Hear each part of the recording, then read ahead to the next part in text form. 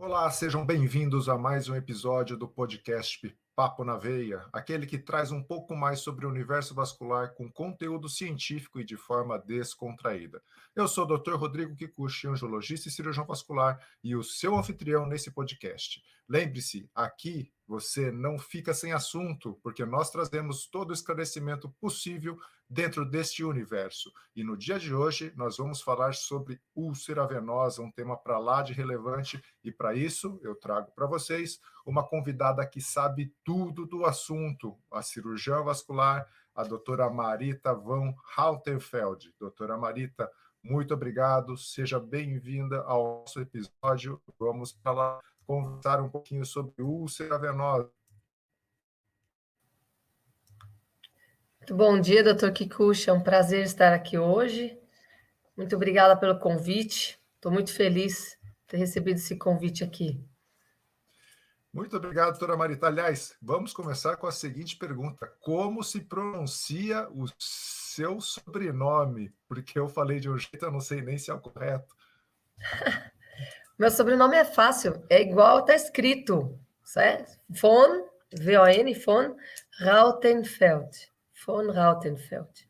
Então, Os seus pessoal, japoneses aí também às vezes não são fáceis, não. o meu também se pronuncia como se lê, mas a gente então temos uma convidada nobre, porque com esse nome tem que vir da nobreza, né? A árvore genética aí fala alto. Doutora Marita, eu queria conversar e perguntar como que chega e como foi o seu currículo construído para chegar nessa referência, em ser a referência do tratamento desse mal que aflige tanta gente e tantos dos nossos pacientes. Eu comecei a tratar as úlceras assim que, ainda na faculdade, e acompanhando meus professores na época.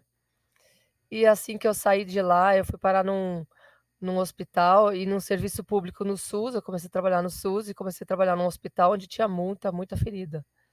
E eu acho que a equipe no hospital eram componentes homens mais velhos, que talvez tinham menos paciência, e a enfermagem acabava me chamando. E essa dedicação de, né, a coisa mais paciente, mais carinhosa, mãe, né? Os pacientes viram filhos, e no pós-saúde essa a capacidade de lidar bem com a enfermagem, que eu sempre soube levar bem a enfermagem, também me dei muito bem com as enfermeiras, fez com que as feridas me buscassem, me encontrassem. E hoje praticamente me seguem. Então, na realidade, veja só que o profissional que lida com essa situação tem que ser muito mais do que um simples técnico naquilo que constrói, né? Parece que tem que ter algo Ah, muito sim. mais. É o que O esse profissional que paciente lida realmente exige. isso. O profissional que lida com feridas, ele tem que ser psicólogo, ele tem que ser amigo, tem que ser pai, ele tem que ser médico, tem que saber pegar no pé, dar bronca às vezes, exigir, cobrar, e tem que saber falar com a família, né. E tem que entender um pouco a parte social, não adianta só a parte médica, você tem que entender o que está em volta desse paciente, né. Todo o contexto social também a gente tem que se interessar por isso. Afinal de contas, doutora Marita, por que que essas feridas acontecem nos nossos pacientes? Por que que elas aparecem nas pessoas? Qual é o tipo de situação que faz com que elas ocorram? Ah, não, assim, de um modo, sempre temos as exceções, mas de um modo geral, nós vemos pacientes, portadores de úlceras venosas que têm algum problema de retorno do sangue, né, das extremidades para a área central. Então, ou problema de varizes, ou problema de respiração mesmo, respira mal, ventila mal, então isso vem com sedentarismo, obesidade, problemas de pele, pele seca.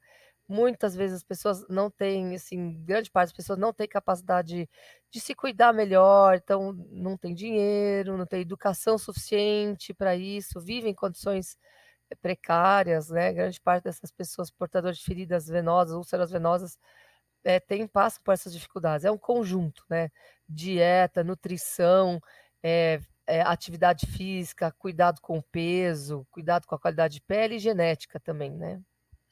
Então, o Eu acho que pessoal é que um está aí conjunto. ouvindo a gente do outro lado, olha para um lado, olha para o outro, vê a família, vê o seu familiar com alguma dificuldade. Qual é o momento que ele deve procurar assistência médica? Em que momento que ele deve começar a se preocupar? Ó, eu sempre falo que o melhor é a prevenção, né, então se há na família uma tendência a ter feridas, "Ah, minha avó teve ferida", a gente ouve muito isso, "Meu pai tem feridas", presta atenção na qualidade de pele, presta atenção na sua atividade física, na sua massa muscular, se você tem bastante boa musculatura, faça atividade física, não ganhe peso, alimente-se bem, né, fatores nutricionais são muito importantes aqui, pra manter uma qualidade da pele e não deixar chegar ao ponto de formar uma feridinha, uma escoriação que não quer cicatrizar. Então, o melhor é prevenção, né.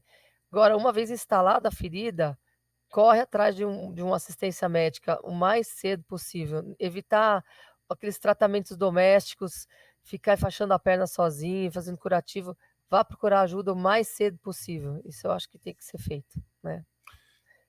E quem seria então esse paciente, né, essa pessoa que talvez tenha um risco elevado de desenvolver a úlcera venosa, esse paciente de risco real? Tem alguns os fatores, o que, que a gente pode identificar, seja no dia a dia da vida da pessoa, ou seja nas condições corporal dela, o que, que a gente pode falar? Esse paciente, essa pessoa é realmente uma pessoa de risco para ter úlcera. Eh, então, nós estamos no Brasil, né, é um país continental, então nós estamos, há inúmeras causas, né, iniciais para essas feridas aparecerem. Então, eh, o cuidado com a pele, eu acho que você tem que olhar a pele, proteger de picadas de insetos. Se você tem varizes, tem que cuidar muito bem da pele, mantê-la hidratada, se possível tratar as varizes, manter uma musculatura em dia para não deixar essa perna inchar, manter uma qualidade respiratória em dia. Eu vou explicar já por que que eu estou falando isso, para não deixar essas pernas inchar. Então, prevenir edema, né, diminuir o inchaço das pernas, tratar as varizes, cuidar da pele, manter ela bem hidratada, bem cuidada, né, a prevenção de ver se tem micose, se tem alguma feridinha de micose, picadas de inseto ou escoriações, tem que ser bem tratadas com rapidez. Olha só, a doutora Maria está chamando a atenção para diversas situações aqui. E aí eu vou convidar você que está aí ouvindo a gente agora, se não ouviu os capítulos anteriores junto com o doutor Eduardo da Mata, falando realmente de exercício físico, é importante, a importância dessa musculatura. Você que ainda não ouviu o capítulo, vai lá e procura, que está muito Sem dúvida. interessante também. E a doutora Maria está reafirmando aqui a condição da atividade física sendo extremamente benéfica para as pessoas. Sem É, dúvida, sem dúvida. Doutora Marita, se você imaginar agora, né, o tanto que esse paciente precisa de acolhimento no momento que a úlcera desenvolveu, qual é, na sua experiência, na sua vivência com essa situação, o impacto que a úlcera venosa acaba tendo, não só na família, no núcleo familiar, mas também naquela sociedade onde essa pessoa que desenvolveu a úlcera está inserida? Impacto social da úlcera venosa. Então, assim, calcula-se que cerca de 5% da população mundial, seja portadora de feridas, de alguma ferida, Bom, né. Então, não há dados, concretos sobre as diversas, etiologias das feridas, porque muitas delas são mistas, né, então tem várias causas, a gente não pode falar muitas vezes de uma ferida, "Ah, é venosa", né, tem outros fatores juntos, né, dificilmente uma ferida tem uma causa só. Então, dessas 5% da população mundial com feridas, calcula-se que cerca de 80% tenham úlcera com algum componente venoso, então isso é muito importante. Essas pessoas deixam de trabalhar, né, muitas vezes, outras trabalham com precariedade, mas perdem seu emprego com facilidade. A família é envolvida, porque todo mundo sofre com essa presença dessa entidade que é a ferida na família, né. O paciente Muitos pacientes, a maioria deles tem algum componente de depressão, né, são infelizes, ninguém com uma ferida é feliz totalmente, né. Deixa de ir numa festa, deixa de ir na praia, deixa de ir na piscina, deixa de ir no rio, tomar banho no rio com os amigos, deixa de frequentar casamentos ou algumas atividades sociais, deixa de frequentar, permitir os amigos em casa, porque acho que as feridas têm odor e atrapalham, né. Não consegue andar, às vezes a gente fala: "Ah, tem que fazer atividade física", mas não consegue ter acesso a uma atividade física, então essas pessoas precisam ser muito bem acolhidas, a gente tem que entender que existe um prejuízo social, psíquico, financeiro, né, não só do paciente, mas da família toda, isso é importante, isso é existem hoje, dentro da saúde pública, políticas de abordagem, de tratamento e acolhimento desses pacientes, mas nós vivemos num país muito irregular, irregularmente distribuído, então tem áreas que realmente a gente não vê tratamento nenhum, né, o paciente é abandonado à própria sorte, a família também. E isso é muito ruim, isso causa muito prejuízo em todos os níveis sociais, né, até desde a parte política mesmo, né, cidades, muitos gastos com curativos, Uhum. transporte médico, remédios, internações, né, enfim, o prejuízo não existe nada de vantajoso numa ferida, por isso que eu sempre falo, tem que prevenir, prevenir, prevenir, né. Pacientes muito carentes emocionalmente também, né. E esse envolvendo esse tratamento, né, das feridas, da úlcera venosa, quem tem úlcera sempre precisa de cirurgia? Ou seja, vai fatalmente ir para uma cirurgia ou tem outros tipos de abordagem nos dias de hoje?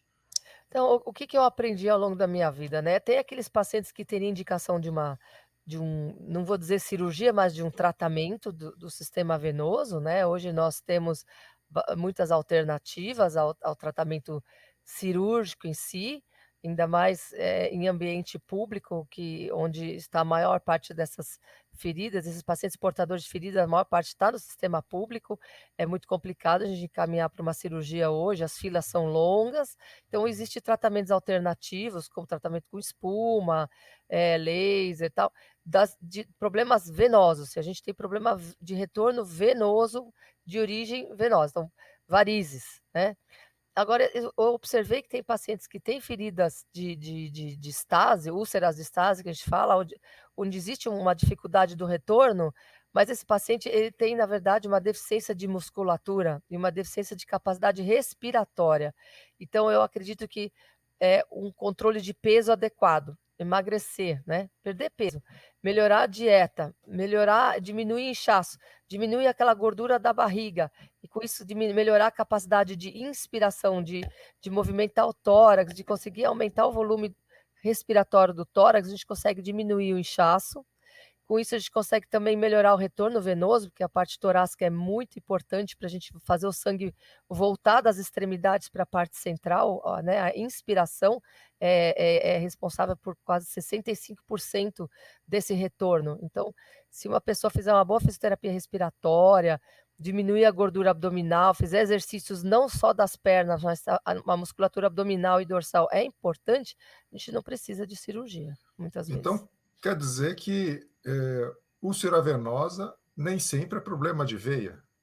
Nem sempre é problema de veia, muitas vezes é problema de retorno, então, compressão, né, meia elástica, cintas inelásticas, enfaixamento de curta elasticidade para ajudar a controlar o inchaço e melhorar a função de bomba na perna, para melhorar a drenagem do sistema que a gente chama de profundo, né, que são as veias no sistema especial, que é o sistema profundo, associado a fortalecimento da musculatura, melhora da função articular, né, então a gente tem que usar tornozelo, planta do pé, tornozelo não está aí à toa, nós temos que usar os tornozelos, então muitas pessoas perdem o movimento do tornozelo, então fazer compressão, melhorar o movimento do tornozelo, joelho, quadril, tudo tem que estar em ordem para a gente conseguir fazer voltar esse sangue, ainda que tenha varizes, a gente consegue melhorar esse tratamento, às vezes até cicatrizar as feridas. Poxa, então é um tratamento que envolve, a complexidade de vários sistemas sendo unido dentro de um único lugar, né. Sim. Eh, e e veja só, eu imagino a dificuldade que hoje nós temos, ou os profissionais todos que estão escutando a gente, sejam fisioterapeutas, colegas médicos, de ter uma central ou algo que possa envolver o tratamento adequado da úlcera venosa. Eu queria ouvir, assim, se o maltratamento, a nossa dificuldade profissional de atender e acolher esses pacientes está no nosso sistema, o formato, a forma que a gente tenta, tratar esses pacientes e como o seu serviço, ou como você hoje, né, diz que as úlceras te procuram, as feridas acabam te procurando ali para serem tratadas, como que você fez e como funciona hoje um tratamento de úlcera venosa com você, quando a úlcera te acha? Tá, então assim, em relação à sua primeira pergunta, né, hã, isso é cultural e educacional, né, e depende também de uma cultura de saúde pública e privada. Então, a gestão, os gestores têm que entender que essa doença é grave e têm que entender a doença, né, eles têm que entender o que é. Então, uma vez entendido o que é o problema, a gente consegue abordar de maneira, na minha opinião, de maneira correta o tratamento. Então, tem que se entender que o paciente é um só, né, ele não é uma ferida, né. Ele é malnutrido, ele tem uma deficiência física, motora, às vezes cognitiva, ele é um paciente enfraquecido, então é multidisciplinar, precisa de enfermagem, precisa de psicólogos, múltiplas especialidades médicas, nutrição, né, eu acho que fisioterapia, até às vezes é um ponto um pouquinho diferente, um educador físico, que não é o ponto de vista só de um fisioterapeuta, né, ele precisa de musculação, né, e aí acho que educação física é melhor. Então, o certo seria um centro, multidisciplinar mesmo, para a gente abordar esse paciente e assim ele também ganhar estímulo para se tratar, porque depende muito de disciplina da família e do paciente. Então a família tem que ser envolvida, a família tem que entender que esse paciente tem que passar por um tratamento e com ajustes dentro da família, inclusive. Mudança de dieta é uma coisa familiar, né, não é a comida só do paciente, é a comida da família inteira que tem que mudar ali, né. E assim, eu enfrento bastante dificuldades, né, no meu dia a dia. A gente infelizmente eu não vivo o ideal, mas hoje eu conto com nutricionista no meu consultório para orientar meus pacientes. Eu conto com no hospital onde eu trabalho, eu consegui fazer as nutricionistas entenderem o porquê de eu sempre estar prescrevendo dietas diferentes das padrões, das padronagens no hospital, então eles me perguntam: "Ah, mas por que você está prescrevendo sem açúcar? O paciente não é diabético", tal, né. Então, assim, por uma questão metabólica, né, a gente acaba estudando metabologia, nutrologia, que é muito importante. Então, por que que eu chamo psicólogos? Então, quando o paciente meu interna com ferida no hospital, eu chamo psicólogo, chamo nutricionista, endócrino, o convênio às vezes, né, a gente enfrenta dificuldades internas, mas no final das contas as pessoas têm percebido, as equipes têm percebido que o resultado é satisfatório, diminui tempo de internação, diminui vezes de retorno ao hospital por internação e as feridas melhores cicatrizam mais rápido. Então, acho que um tratamento um pouco mais agressivo, multidisciplinar, agressivo no meu sentido assim, vamos abraçar esse paciente, tratá-lo, resolve melhor o problema, o paciente se sente acolhido, melhora a parte psicológica do paciente e da família, e com isso a capacidade de cooperação e de se envolver no tratamento e colaborar com o tratamento, né.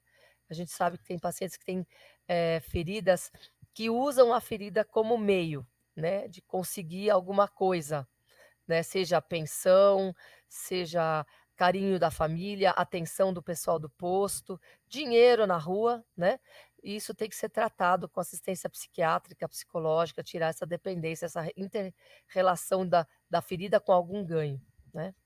Veja Eu acho só, que é então isso. a gente tá diante de uma situação que se mostra muito mais complexa daquilo Muito, que a gente, imagina, né. E sim, a gente sabe também que a terapia compressiva, ela é um dos pilares para que a gente consiga, tratar adequadamente essa ferida. Existe algum sim. tipo, mais adequado de terapia compressiva ou simplesmente qualquer porque a gente vê muito, né, doutora Marita, a gente vê muito pessoas simplesmente com faixas, né? Só faixas na perna, colocadas, como se estivesse só cobrindo o curativo. Isso Sim. funciona? E qual seria a terapia compressiva ideal aqui, ou melhor para essa úlcera venosa? Então, assim, o que que eu acredito aqui, né, que os estudos dizem, cada caso é um caso, né. Hoje nós dispomos de inúmeras ferramentas compressivas, né, o doutor Eduardo já deve ter falado em algum podcast aí, né, sobre compressão. Então nós temos as compressões inelásticas, as compressões de curta elasticidade, as compressões elásticas, né. Nós temos as meias elásticas, então, eh dentro das próprias meias elásticas existem meias e meias. "Ah, mas é média compressão, é alta compressão?" Então, assim, o termo média e alta eu acho que deveria ser abolido e trocado pela compressão adequada mesmo, 20 30, 30 40 tal. E mesmo entre as médias, vamos dizer assim, 20 e 30 milímetros, existem meias e meias, mais resistentes, menos resistentes, mais difícil de calçar, menos. O paciente sempre gosta daquela que é mais fácil de calçar, né, aquela que estica mais, mas não é Exato. necessariamente a mais adequada, né, e a mais confortável no final das contas, né. Então eu oriento o paciente assim, né, no meu consultório, trabalho muito com, a compressão de curta elasticidade para feridas, ou nenhuma elasticidade. Então, dependendo da avaliação do sistema arterial, que é uma coisa que a gente tem que avaliar, né, como que estão as artérias, os vasos que levam sangue à extremidade, né. Existe algum impedimento de eu realizar uma compressão ali?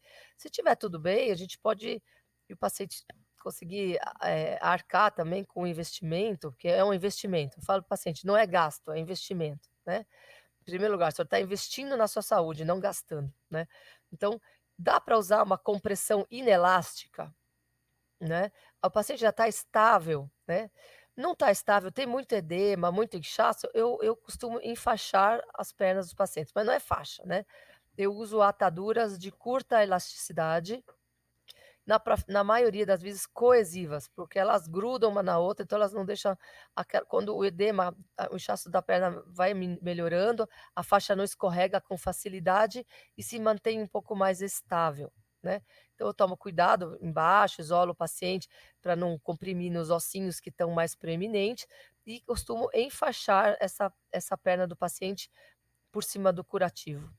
Melhorando o inchaço, controlando o inchaço, ele vai melhorar, né, esses as ataduras ou as ataduras de curta elasticidade ou, eh, aqueles kits de compressão multicamadas que a gente tem, né, onde tem às vezes tem um feltrinho ou uma espuma por baixo, depois vai uma faixa que a gente vai colocando por cima, né, alguns pacientes até acham graça que tem marcadores de compressão, né. Esses kits ajudam muito no paciente, eu acho que eu tenho tido os melhores resultados com esse tipo de curativo inicialmente, né. Se não der assim, eu ainda uso bota de Una, né, lembrando que a bota de Una a gente tem que saber colocar, eu tenho visto muitos erros de colocação de bota de Una que vem do SUS e também de alguns serviços particulares, né. Eh, a bota de Una, se a gente colocar errado, assim também como as ataduras, elas causam dano maior que o benefício, então a gente tem que saber aplicar, né, tem que passar por treinamento, tem que treinar, né, senão não dá para colocar. E Então, passando por isso hã? novamente a questão do treinamento, que é muito Sim, importante, né. Então, embora treino, a treinamento.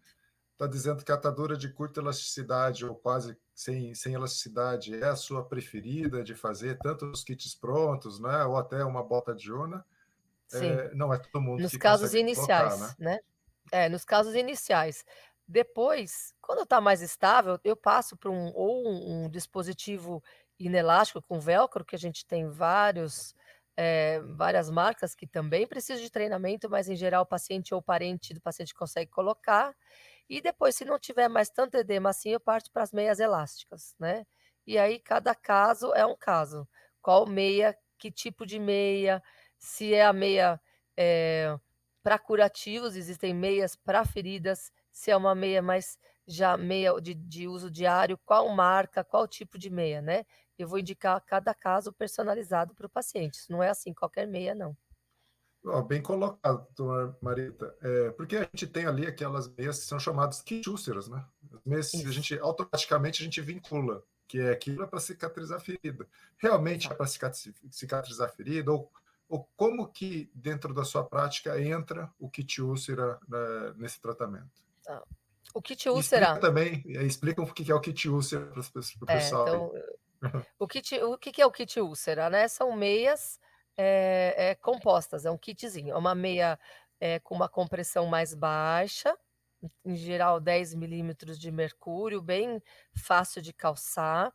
Algumas marcas têm impregnação de sais de prata nessa meia, então, teoricamente, a gente poderia usar essas meias sem nenhuma cobertura sobre a ferida.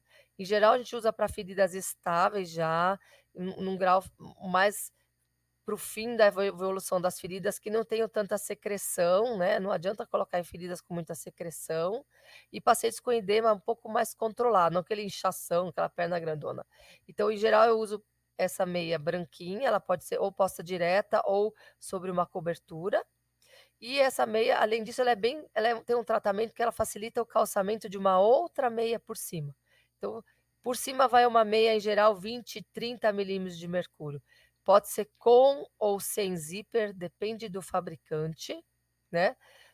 Você pode calçá-la por cima dessa meia branca, fechá-la, posicioná-la de maneira adequada, e aí você vai ter um dispositivo de bem curta elasticidade, na verdade, porque essas meias são bem resistentes, são muito pouco flexíveis, vamos dizer assim, elas esticam um pouco, né, e aí você tem esse dispositivo, que a gente orienta a utilizar durante o dia, né. À noite eu deixo tirar a meia, eh vamos dizer assim, a maioria dessas meias é bege, né, então de noite tira a meia de cima, de dia, né, de noite para dormir tira a meia de cima, a meia de baixo a gente pode tem em geral vem mais de uma, então vai lavando e vai trocando e pode dormir com ela também se precisar. E calça essa meia ao longo do dia, é assim que funciona. Eu uso essas meias, em pacientes que têm flexibilidade, né, então isso é importante também. Paciente que mora sozinho, idoso com artrite na mão, a gente tem que ver isso, tem muitos pacientes que têm aquelas artroses na mão, dificuldade de mobilidade de mão, ele não consegue calçar uma meia dessas com muita frequência. As de zíper são mais fáceis de colocar. Paciente muito obeso não consegue abaixar para colocar a meia. Então, a gente prescreve a meia e ela fica na gaveta, né, então, também estão esses detalhes que a gente tem que observar, né, o que prescrever para cada paciente. Eu acho que felizmente hoje a medicina, a cirurgia vascular e seus periféricos evoluíram bem para a gente conseguir lançar mão de várias ferramentas aqui buscando um tratamento adequado. E a gente tem, né, nessas histórias, tanto que vem da família, ou mesmo dentro dos profissionais, a condição do repouso, né? Para cicatrizar a ferida, fala que tem que ter repouso e pôr a perna para cima. E agora você está falando que coloca faixa, coloca atadura, depois muda talvez para um dispositivo de velcro, associa um kit úlcera. Onde está o repouso que eu não estou vendo? E a perna Repouso para não cima? tá. O repouso não tá, né. Eu acho assim, esse conceito de repouso ele vem mudando, né, tanto para as feridas, pra trombose, né, ele está vinculado à atividade física, né, e ao movimento mesmo, à atividade de bomba. Eu falei que para cicatrizar uma ferida, nós precisamos de inspiração e expiração adequada. Nós precisamos de ação muscular, isso a gente não consegue com o paciente deitado em repouso, né. Agora, em alguns casos, eu preciso prescrever repouso. Então, se você tem um paciente que não tem mobilidade, não tem condições de andar, e não é andar, assim, passear pela casa não, é fazer caminhada, né, é exercício, né. Se você tem um paciente que não tem, condições de andar, um senhor de idade, um paciente muito obeso, com artrose, dificuldade de quadril, então esse paciente eu oriento a fazer repouso, mas aqui o conceito de repouso ele é relativo, né. Repouso significa deitar com a perna elevada, não sentar com a perna no sofá, esticada. Né, porque É. sentado com a perna esticada continua sendo com a perna para baixo, né. Então eu oriento algumas horas do dia deitar com a perna para cima, mas fazer exercícios. Então, Como? Dá para fazer exercício sentado, dá para fazer exercício deitado com a perna. Então, exercício com tornozelo para ganhar mobilidade, alongamento da musculatura das pernas. Eu ensino a fazer exercício com faixinha, né. Eu ainda não consegui no meu mundo profissional adquirir esse tipo de profissional na minha clínica. Quem sabe a gente consegue, né, Kiko, um dia Vamos chegar conseguir nesse sim. nível, né.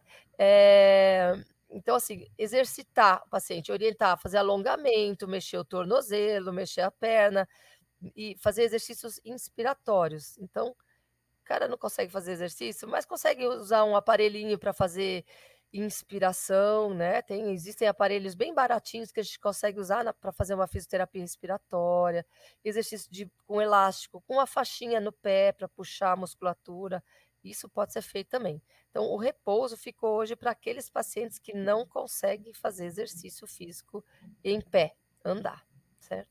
Então, olha só, bastante coisa que talvez o pessoal que está ouvindo, está assistindo a gente no YouTube, você que só está ouvindo pelo podcast, lembre-se que a gente também tem o canal no YouTube.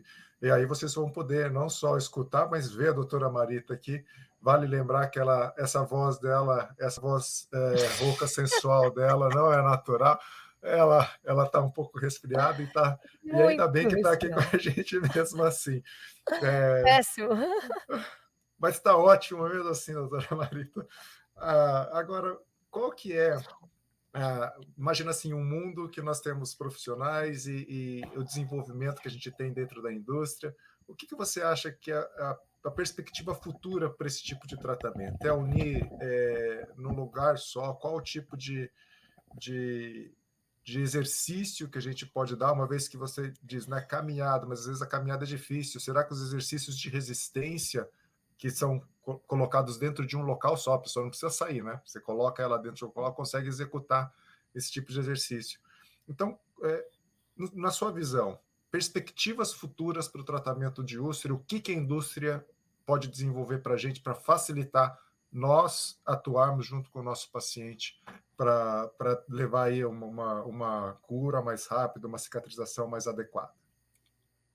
Eu acho que a indústria pode trabalhar no estímulo da vida saudável, né, ganho muscular, hã, dispositivos, facilitadores da atividade física em casa, né. Eh Não é só caminhada, que a gente fala caminhada porque é o mais barato, né. O Uhum. certo seria ganho muscular, né, exercício de resistência, então musculação mesmo, né, atividades que façam você ganhar massa muscular. Então, hoje existem inúmeros equipamentos que além dos exercícios de musculação fazem a gente ganhar massa muscular e força muscular, né.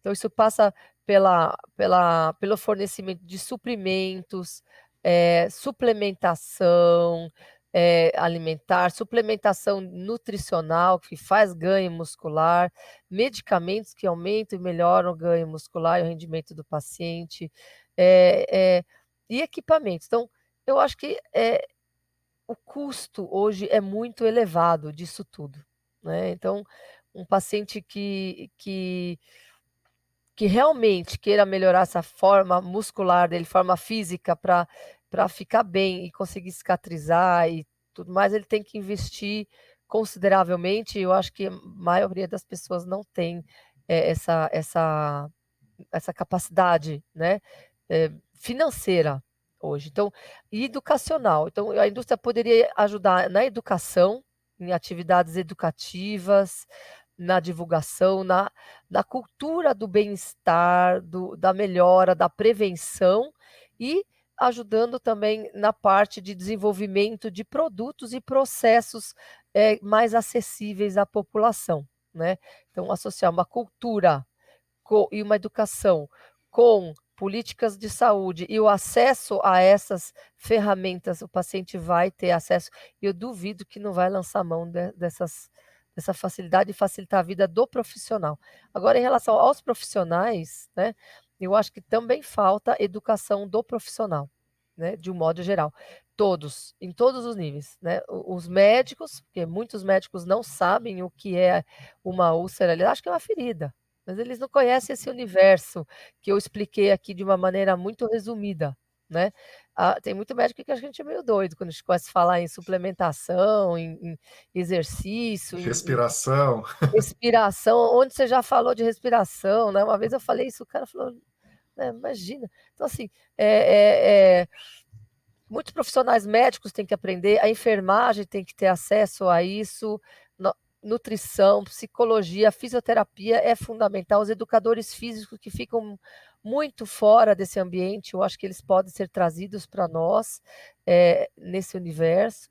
Então, eu acho que é educação, é divulgação, é fazer todo mundo se apaixonar por esse assunto que é apaixonante quando você vê resultado. Não tem nenhum que não se apaixona por isso, por esse universo, porque é muito bom essa interação entre o ser humano, né? Essa ação conjunta. Ninguém vive sozinho, ninguém é sozinho, né? Muito legal, então você vê, né, e a gente vai trazer, você que está acompanhando a gente aqui também, fiquem ligados que em breve a gente vai lançar um episódio explicando a multidisciplinaridade do tratamento da úlcera venosa. Doutora Marita, a gente está chegando ao fim do nosso bate-papo, mas eu preciso Obrigada. deixar aqui mais uma palavra para a senhora transmitir alguma mensagem com a sua voz de locutora de rádio, transmita Meu uma Deus! mensagem para aqueles profissionais que estão escutando a gente, que encaram esse paciente, encaram essa pessoa, ou mesmo também lembrando que aqui muita gente que está escutando a gente são pacientes, são familiares de pessoas que têm a úlcera venosa e carregando essa úlcera por tempos. Qual a mensagem que você pode dar para esses profissionais, essas pessoas que estão envolvidas com a úlcera venosa? A minha mensagem é a seguinte: sempre faça com o próximo o que você gostaria de ser feito contigo mesma, né? Eh, Dedique-se ao paciente, exija do paciente, mas dedique-se de verdade ao paciente, e à família, né? Chame a família, chame a responsabilidade da família e do paciente também para o tratamento, né? Ensine ao paciente que todos têm parte muito importante nisso e que não se deve desistir. E que o fato da ferida estar melhorando não quer dizer que agora eu posso abandonar e largar tudo, né? Temos que estar unidos até o fim, até a cicatrização e depois da cicatrização, para que a ferida não volte, né? Então, a ferida não faz parte da família, a ferida é uma doença, né? É isso que eu tenho para dizer aqui. E como, doutora Marita, as pessoas podem te encontrar? Algum site, algum e-mail de contato?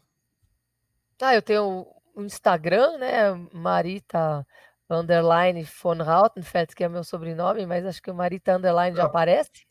não, mas quem não souber, pessoal, olha, migra para o YouTube e olha lá na legenda No do nome YouTube dela tá. que está escrito lá, porque esse nome de nobre aí não dá para a gente ficar só na escuta, não. Tem que ver como escreve. É, Dá um pulo eu no tô no YouTube tô e veja lá como está no escrito. YouTube, no Google, no site, dá para achar.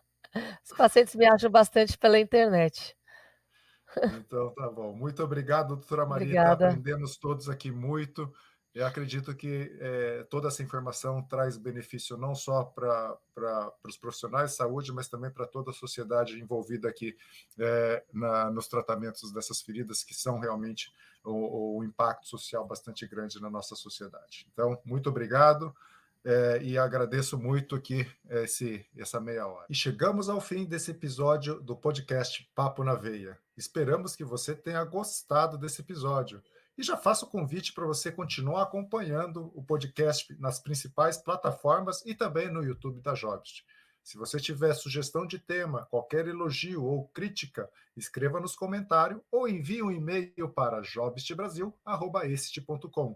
Lembrando, esse se escreve com E, dois S e TY. Também a gente está no Instagram, @jobstbr. Se você curtiu, não deixe de compartilhar este episódio. Aqui você não fica sem assunto, continue acompanhando o Papo na Veia. Nos encontramos no próximo episódio. Até lá!